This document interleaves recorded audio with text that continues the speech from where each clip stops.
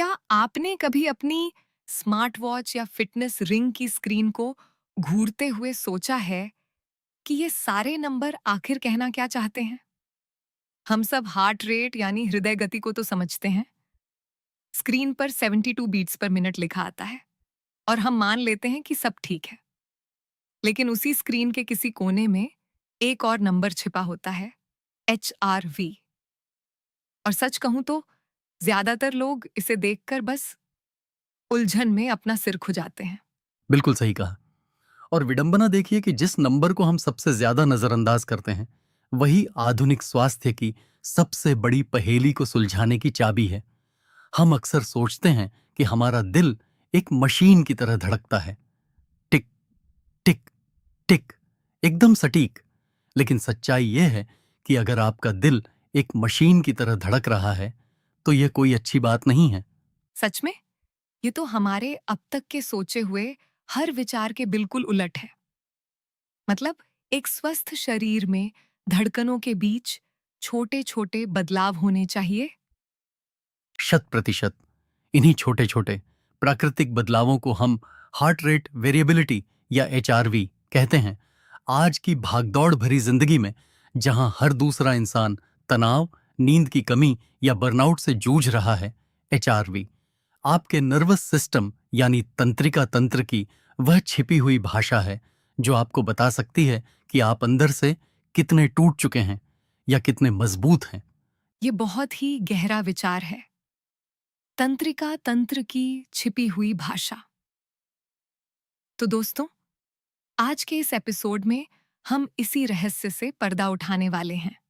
हम समझेंगे कि हार्ट रेट और HRV में असल अंतर क्या है, यह तनाव और रिकवरी के बारे में क्या संकेत देता है, और कैसे AI वेयरेबल्स जैसे कि ऑक्सीजन आपके शरीर की इस खामोश पुकार को सुनने में आपकी मदद कर सकते हैं। तो चलिए बिल्कुल बुनियादी सवाल से शुरू करते हैं। आसान भाषा में यह हार्ट रेट आखिर है क्या? अगर हम इसे बहुत ही सरल शब्दों में समझें तो हार्ट रेट का मतलब बस इतना है कि आपका दिल 1 मिनट में कितनी बार धड़क रहा है। इसे हम BPM यानी बीट्स पर मिनट में मापते हैं। अगर आप आराम से बैठे हैं तो यह 60 से 70 के बीच हो सकता है। आप दौड़ने जाएंगे तो यह बढ़ जाएगा। तनाव, बीमारी, बहुत ज्यादा कैफीन या यहां तक कि डिहाइड्रेशन से भी यह प्रभावित होता है। हार्ट रेट आपको गति बताता है। यह उपयोगी है, लेकिन यह तस्वीर का सिर्फ एक ही पहलू है। मतलब हार्ट रेट हमें यह बताता है कि गाड़ी कितनी तेज चल रही है। तो फिर HRV क्या है? क्या ये गाड़ी के सस्पेंशन या शॉक एब्जॉर्बर की तरह है?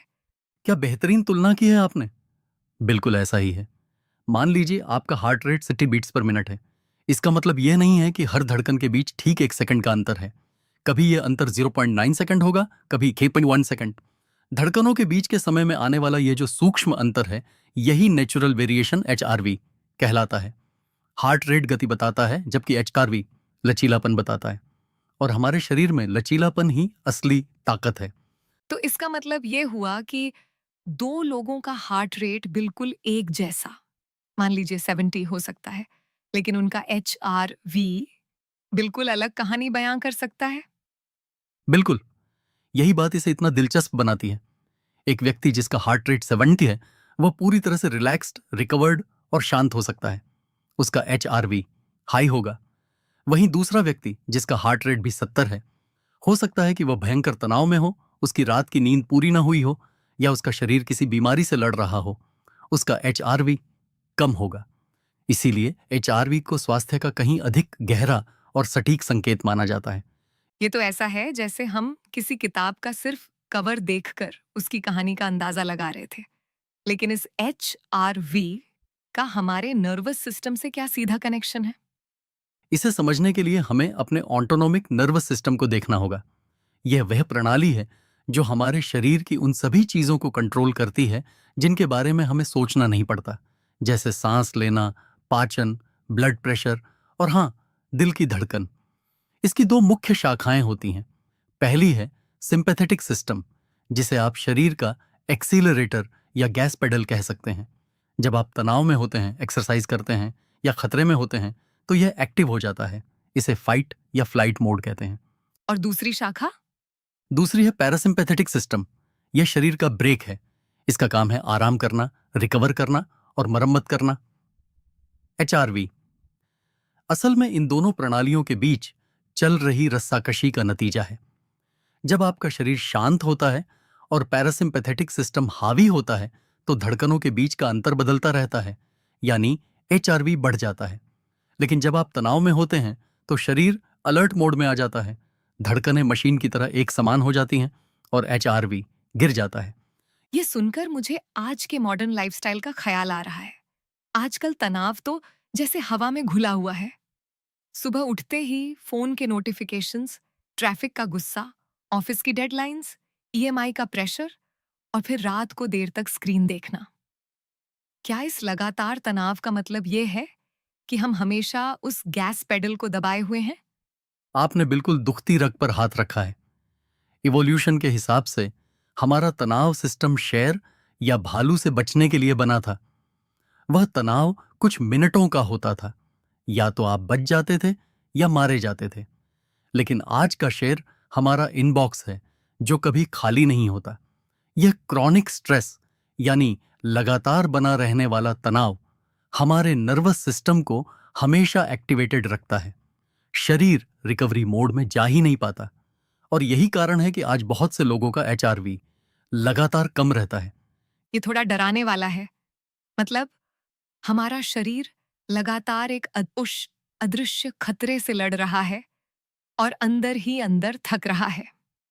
तो क्या HRV कम होना यह संकेत है कि हम बर्नआउट की तरफ बढ़ रहे हैं?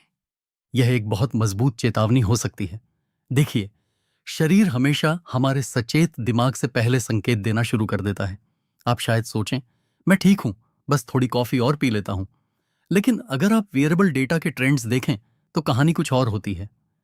नींद बार बार टूट रही है, HRV लगातार गिर रहा है, सुबह का रेस्टिंग हार्ट रेट बढ़ा हुआ है। यह बर्नआउट की गारंटी तो नहीं है, लेकिन यह इस बात का चीख चीख कर दिया जा रहा संकेत है कि शरीर पर क्षमता से अधिक बोझ पड़ चुका है। यानी शरीर पहले धीरे धीरे फुसफुसाता है और जब हम नहीं सुनते तब वह बीमारी या बर्नआउट के रूप में चीखने लगता है। अगर हम उन शुरुआती फुसफुसाहटों को सुन लें तो शायद हमें उस भयानक थकावट तक पहुंचने की जरूरत ही न पड़े। बिल्कुल सटीक बात कही। और यह सिर्फ शारीरिक थकावट तक सीमित नहीं है, इसका सीधा असर हमारी भावनाओं पर भी पड़ता है। क्या आपने कभी गौर किया है कि जब आप बहुत थके होते हैं तो छोटी छोटी बातों पर आपको कितनी जल्दी गुस्सा आ जाता है? हाँ बिल्कुल। तब तो जैसे किसी ने कुछ कहा नहीं कि हम भड़क जाते हैं। यही इमोशनल रेजिलियंस यानी भावनात्मक लचीलापन है। जब आपका नर्वस सिस्टम फ्लेक्सिबल होता है, जिसका संकेत हाई HRV है, तो आप तनाव, बहस या किसी भी बुरी खबर के बाद जल्दी शांत हो जाते हैं। आप संतुलन में लौट आते हैं। रिसर्च बताती है कि बेहतर HRV वाले लोग अपने इमोशंस को ज्यादा अच्छे से रेगुलेट कर पाते हैं। तो भावनात्मक मजबूती सिर्फ दिमाग का खेल नहीं है, इसमें आपके शरीर की फिजियोलॉजी का भी बहुत बड़ा हाथ है। ये बहुत ही गहरी बात है। मन और शरीर अलग नहीं हैं, वे लगातार एक दूसरे से बात कर रहे हैं। अब अगर हम तकनीक की बात करें तो ऑक्सीजन जैसी स्मार्ट रिंग्स या AI वियरेबल्स इस पूरी प्रक्रिया में कैसे फिट बैठते हैं? हम इस छिपी हुई भाषा को कैसे डिकोड कर सकते हैं? वेयरेबल्स ने इस छिपी हुई भाषा को हमारे लिए दृश्यमान बना दिया है। जब आप सो रहे होते हैं तो ये रिंग्स आपके हार्ट सिग्नल्स, नींद के पैटर्न और रिकवरी को ट्रैक करती हैं। लेकिन यहां एक बात समझना बहुत जरूरी है। असली वैल्यू किसी एक दिन के नंबर में नहीं है, असली वैल्यू ट्रेंड में है। ट्रेंड से आपका क्या मतलब है? क्या हमें रोज अपना नंबर चेक करके परेशान नहीं होना चाहिए? बिल्कुल नहीं। यही सबसे बड़ी गलती है जो लोग करते हैं। एक दिन का HRV कम होने का मतलब सिर्फ इतना हो सकता है कि आपने रात में भारी खाना खाया था, या थोड़ी शराब पी थी, या आप ज्यादा इंटेंस वर्कआउट कर बैठे थे। आपको यह देखना है कि क्या आपका HRV कई दिनों से आपके सामान्य स्तर बेसलाइन से नीचे जा रहा है। क्या तनाव वाले दिनों में पैटर्न बदलता है? यहीं पर AI ड्रिवन हेल्थ इंटेलिजेंस काम आती है। यानी वियरेबल हमें सिर्फ रॉ डेटा ना दे, बल्कि उसका मतलब भी समझाए। क्योंकि अगर मुझे सिर्फ नंबर दिखेंगे, तो मैं शायद कुछ ना बदल पाऊं। बिल्कुल, रॉ डेटा आपका व्यवहार नहीं बदलता, अर्थपूर्ण इनसाइट्स आपका व्यवहार बदलते हैं। आजकल रेडीनेस स्कोर बहुत चर्चा में है। यह स्कोर आपके HRV, रेस्टिंग हार्ट रेट, नींद की गुणवत्ता और पिछले दिन की एक्टिविटी को मिलाकर बनता है। अगर आपका HRV कम है और नींद खराब है, तो AI आपको बताएगा कि आज आपका रेडीनेस स्कोर कम है। इसका मतलब यह नहीं कि आप कमजोर हो गए हैं। इसका सीधा सा मतलब है कि आज शरीर को इंटेंस वर्कआउट की नहीं, बल्कि हल्की वॉक और रिकवरी की जरूरत है। ये तो एक तरह से खुद के प्रति दयालु होने की बात हो गई। हम हमेशा नो पेन नो गेन के माइंडसेट में रहते हैं। हर दिन खुद को पुश करना चाहते हैं। लेकिन कभी कभी शरीर कहता है कि आज थोड़ा धीमे चलो। और स्वास्थ्य असल में यही है। स्वास्थ्य केवल आंख बंद करके मेहनत करने का नाम नहीं है।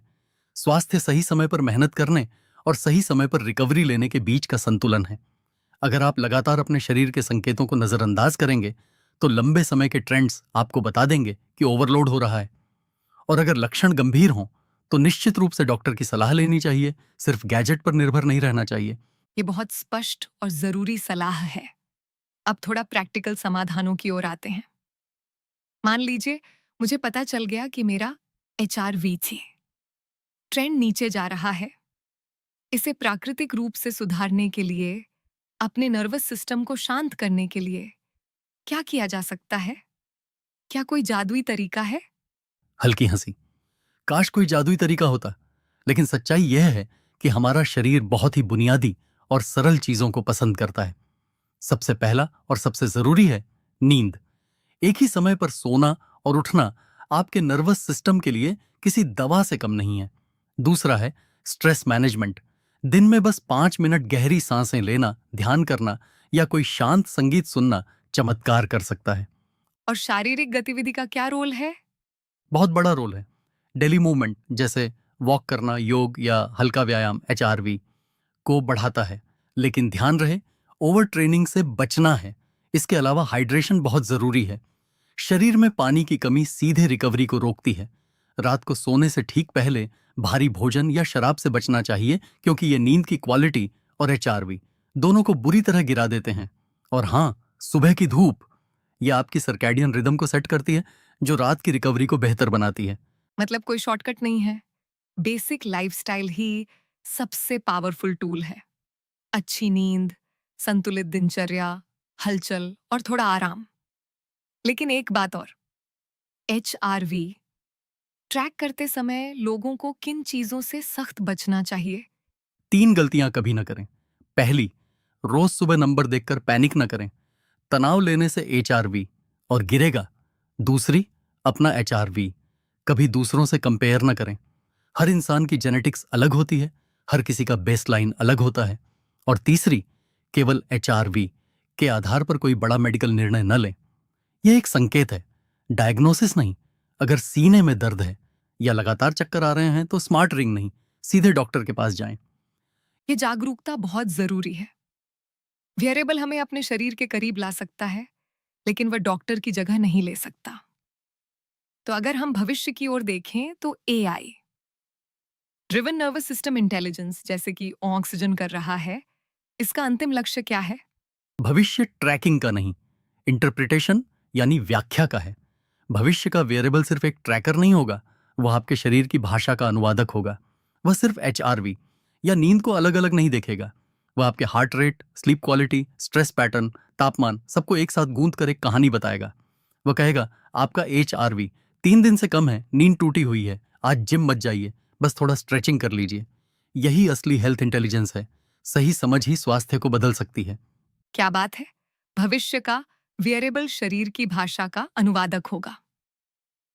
आज की इस बातचीत ने सचमुच यह सोचने पर मजबूर कर दिया है कि हमारा शरीर कोई मशीन नहीं है जिसे हम हैक कर लें। ये एक इकोसिस्टम है, एक प्राकृतिक प्रणाली है जिसे हमें समझना और पोषित करना है। बिल्कुल, HRV कोई डराने वाला नंबर नहीं है। यह बस आपके शरीर का आपसे बात करने का तरीका है। सवाल बस यह है कि क्या आप सुनने के लिए तैयार हैं? बहुत ही खूबसूरत विचार। तो दोस्तों, अगली बार जब आप अपनी स्मार्ट रिंग या घड़ी में अपना डेटा देखें, तो सिर्फ यह मत पूछिए कि मेरा हार्ट रेट क्या है। खुद से पूछिए, आज मेरा शरीर मुझसे क्या कह रहा है? क्या उसे आराम की जरूरत है या वह दुनिया जीतने के लिए तैयार है? HRV के इस सफर में हमारे साथ जुड़ने के लिए बहुत बहुत धन्यवाद। अपने शरीर की सुनते रहिए और स्वस्थ रहिए। मिलते हैं अगले एपिसोड में।